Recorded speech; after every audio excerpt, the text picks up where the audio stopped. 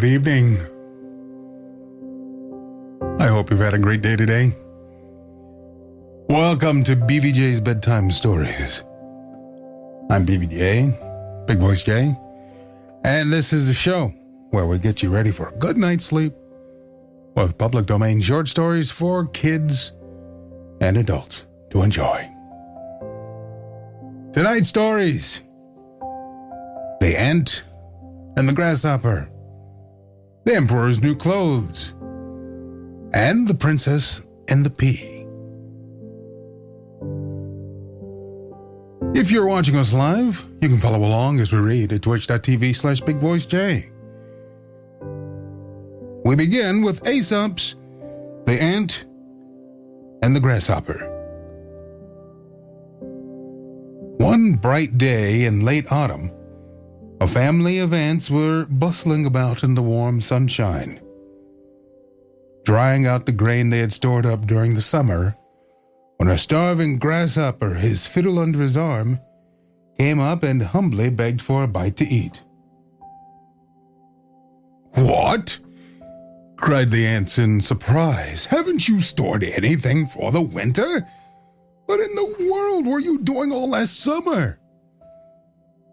"I didn't have time to store up any food," whined the grasshopper. "I was so busy making music that before I knew it, the summer was gone." The ants shrugged their shoulders in disgust. "Making music, were you?" they cried. "Very well. Now dance." And they turned their backs on the grasshopper and went on with their work. There's a time for work and a time for play. Yeah, it's a lot shorter than I remember this story.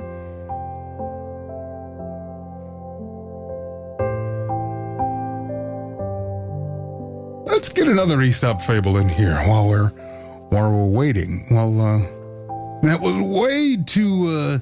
That was shorter than I thought it was.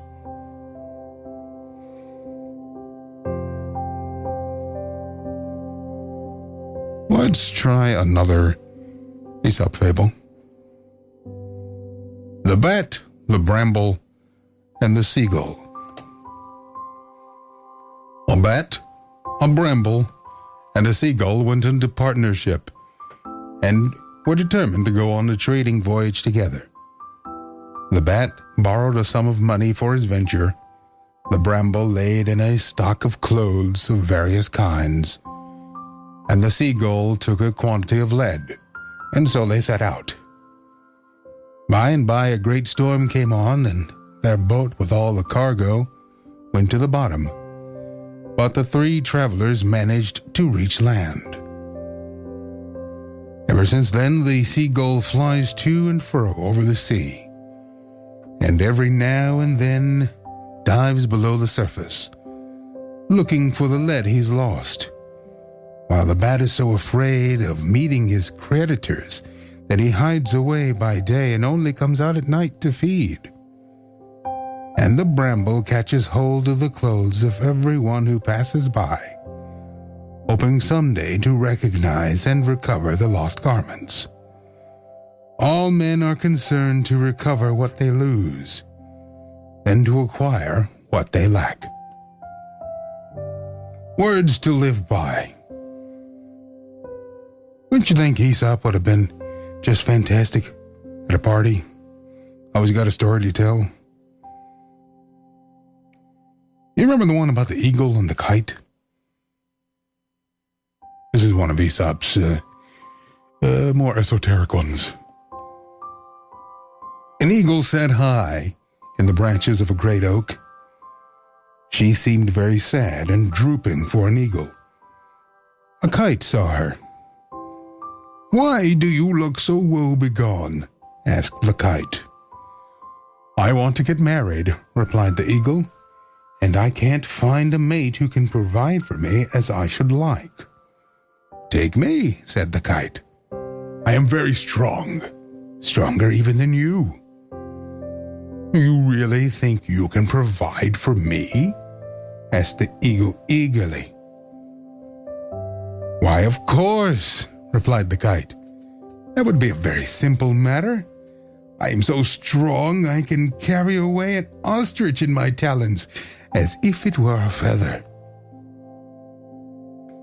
The eagle accepted the kite immediately. But after the wedding, when the kite flew away to find something to eat for his bride, all he had when he returned was a tiny mouse. "Is that the ostrich you talked about?" said the eagle in disgust. "To win you, I would have said and promised anything," replied the kite. "Everything is fair in love." A lot of people are realizing that right about now, because we have to spend so much time together. Aesop was ahead of his time. Didn't even have a pandemic to fool around with. He was busy writing stories and making everybody learn in the very end of it. Like the story with the goose and the golden egg.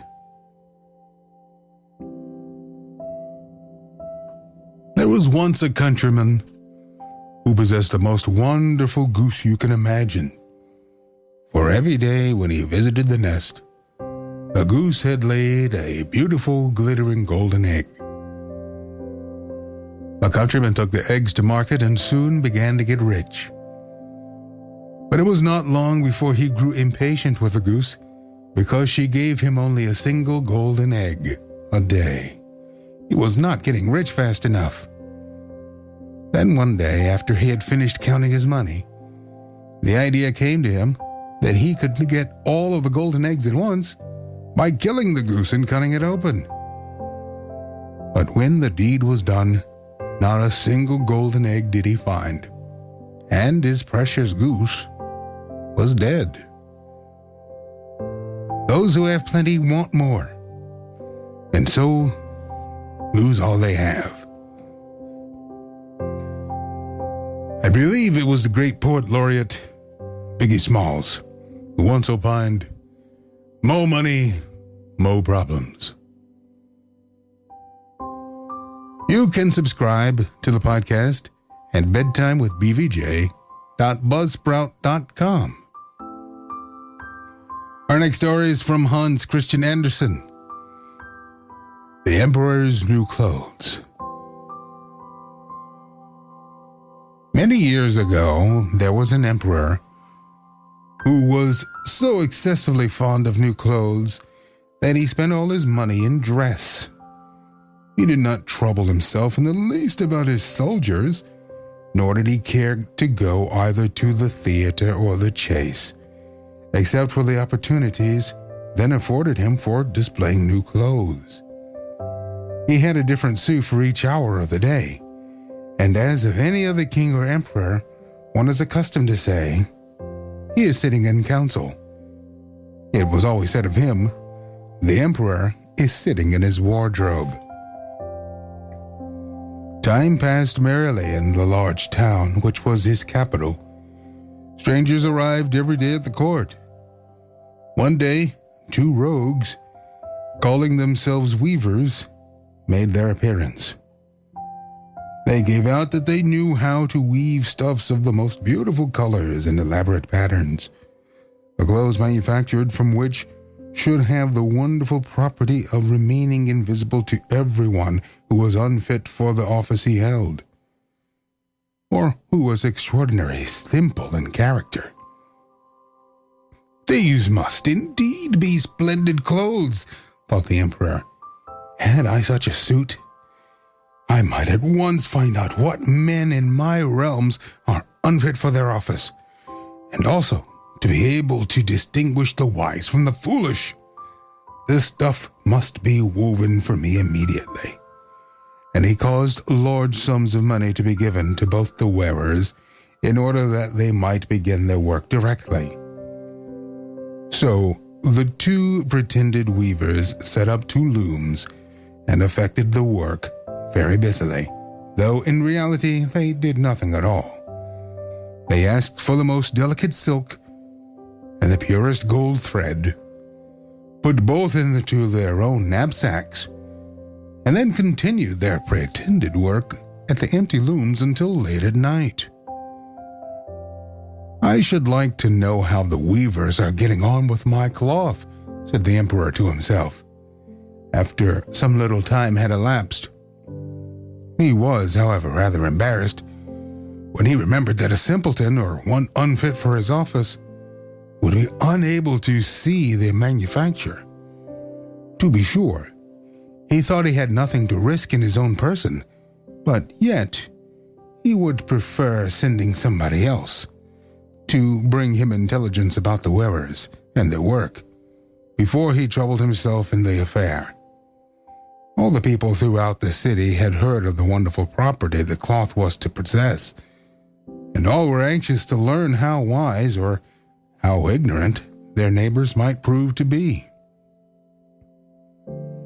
"I will send my faithful old minister to the weavers," said the emperor at last after some deliberation. "He will be best able to see how the cloth looks, for he is a man of sense, and no one can be more suitable for his office than he is." So the faithful old minister went into the hall, where the knaves were working with all their might at their empty looms. "What can be the meaning of this?" thought the old man, opening his eyes very wide. "I cannot discover the least bit of thread on the looms." However, he did not express his thoughts aloud. The impostors requested him very courteously to be so good as to come nearer their looms, and then asked him whether the design pleased him and whether the colors were not very beautiful, at the same time pointing to the empty frames. The poor old minister looked and looked. He could not discover anything on the looms, for a very good reason. There was nothing there. "What?" thought he again. "Is it possible that I am a simpleton? I have never thought so myself, and no one must know it now if I am so.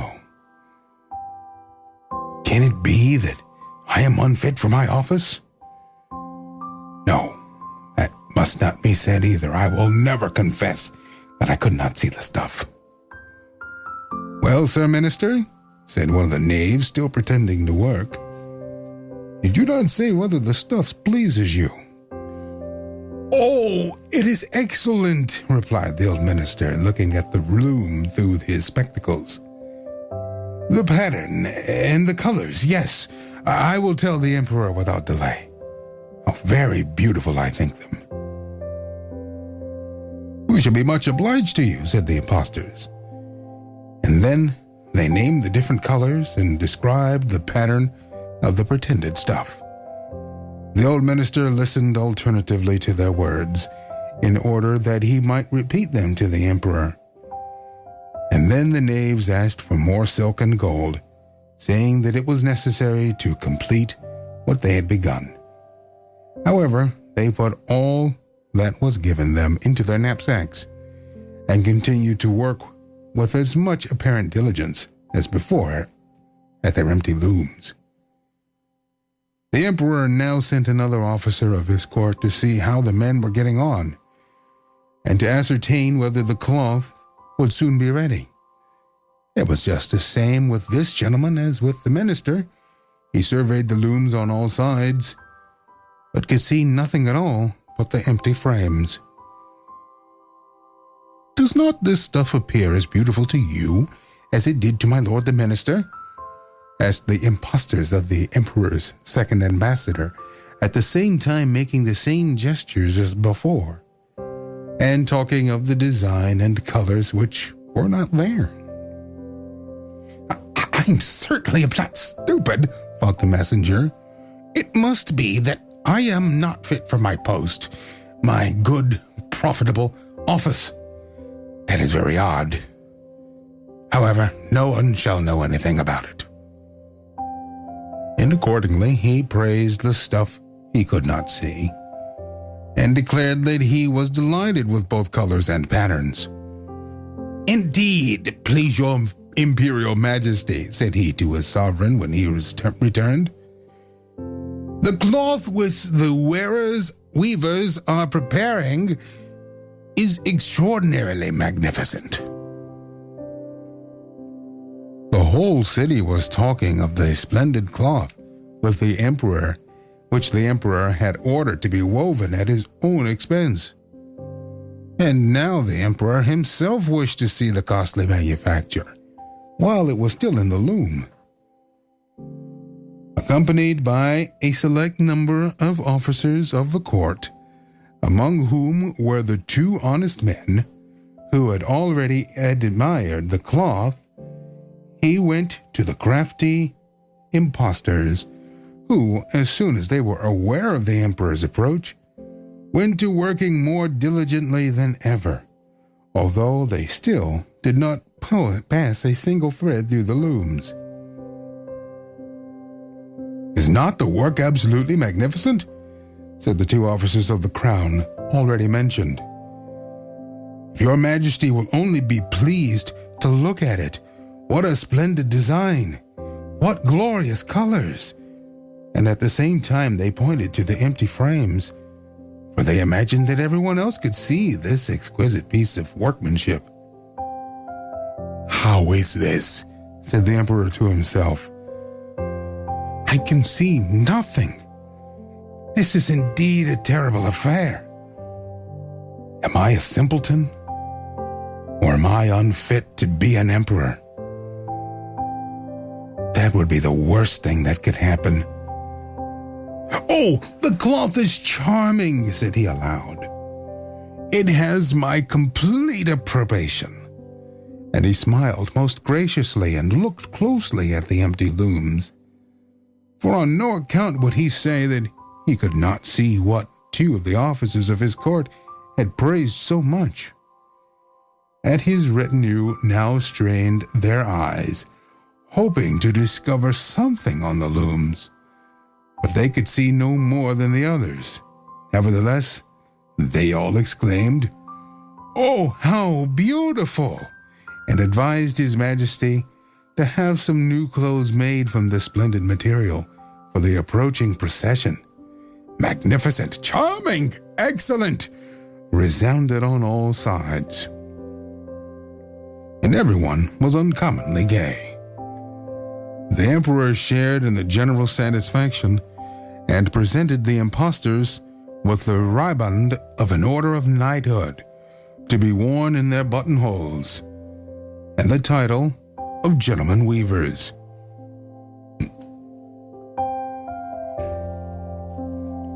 The rogues sat up the whole of the night before the day on which the procession was to take place, and had 16 lights burning so that everyone might see how anxious they were to finish the emperor's new suit. They pretended to roll the cloth off the looms, cut the air with their scissors, and sewed with needles without any thread in them. "See," cried they at last, "the emperor's new clothes are ready." And now the emperor, with all the grandees of his court, came to the weavers, and the rogues raised their arms as if in the act of holding something up, saying, "Here are your majesty's trousers. Here is the scarf. Here is the mantle. The whole suit is as light as a cobweb. One might fancy one has nothing at all on when dressed in it. That, however, is the great virtue of this delicate cloth." "Yes, indeed," said all the courtiers, although not one of them could see anything of this exquisite manufacture. "If your imperial majesty will be graciously pleased to take off your clothes, we will fit on the new suit in front of the looking-glass." The emperor was accordingly undressed, and the rogues pretended to array him on his new suit, the emperor turning round from side to side before the looking-glass. "How splendid His Majesty looks in his new clothes, and how well they fit!" everyone cried out. "What a design! What colors! These are indeed royal robes. The canopy, which is to be borne over your majesty in the procession, is waiting, announced the chief master of the ceremonies. I am quite ready, answered the emperor.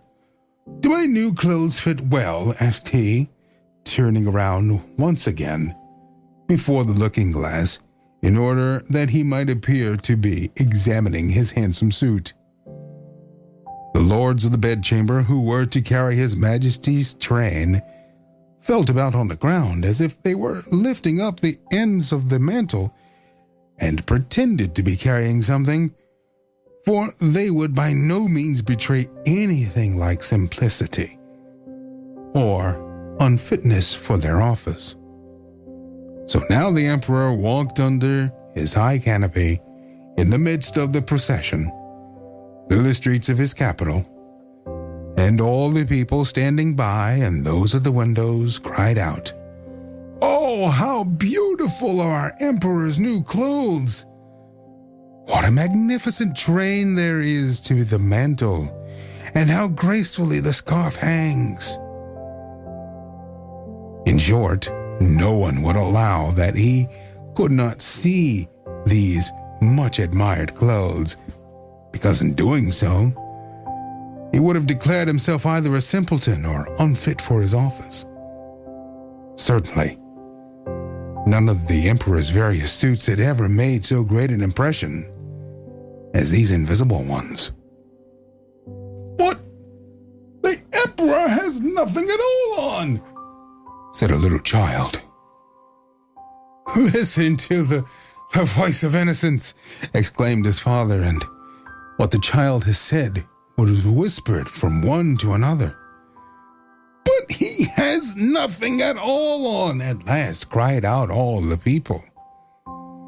The emperor was vexed, for he knew that the people were right.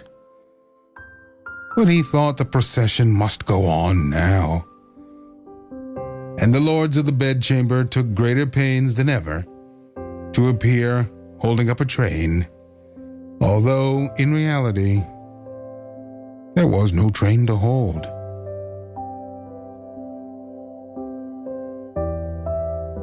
There's an allegory for Hollywood in there somewhere, but I can't find the fabric of it.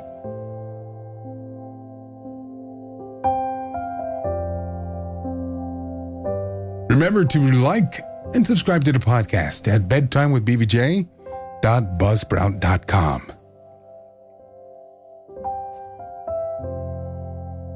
Our final story, The Princess and the Pea by Hans Christian Andersen. Once upon a time, there was a prince who wanted to marry a princess. But she would have to be a real princess.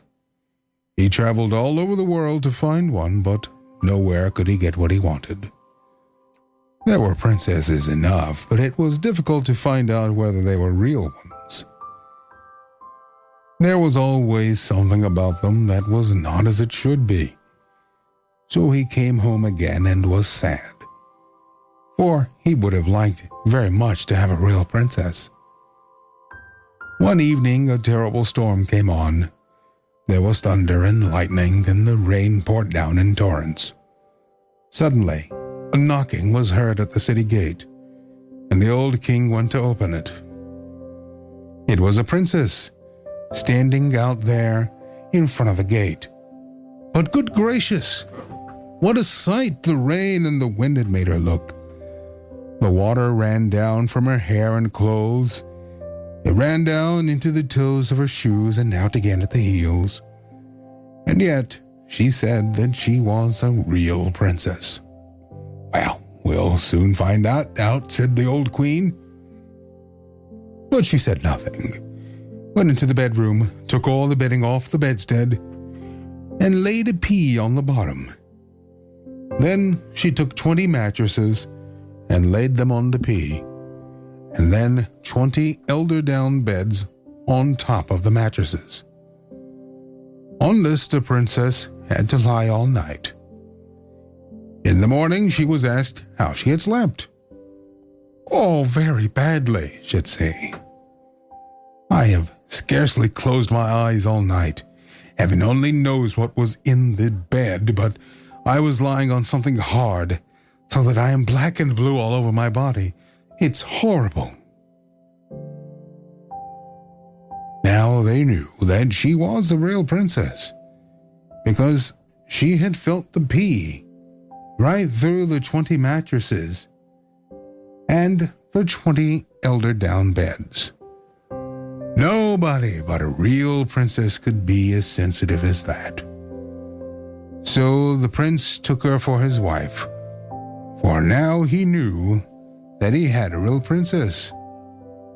And the pea was put in the museum, where it may still be seen if no one has stolen it.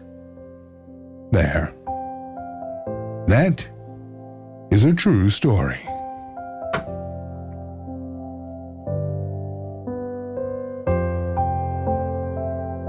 That is the end of tonight's stories.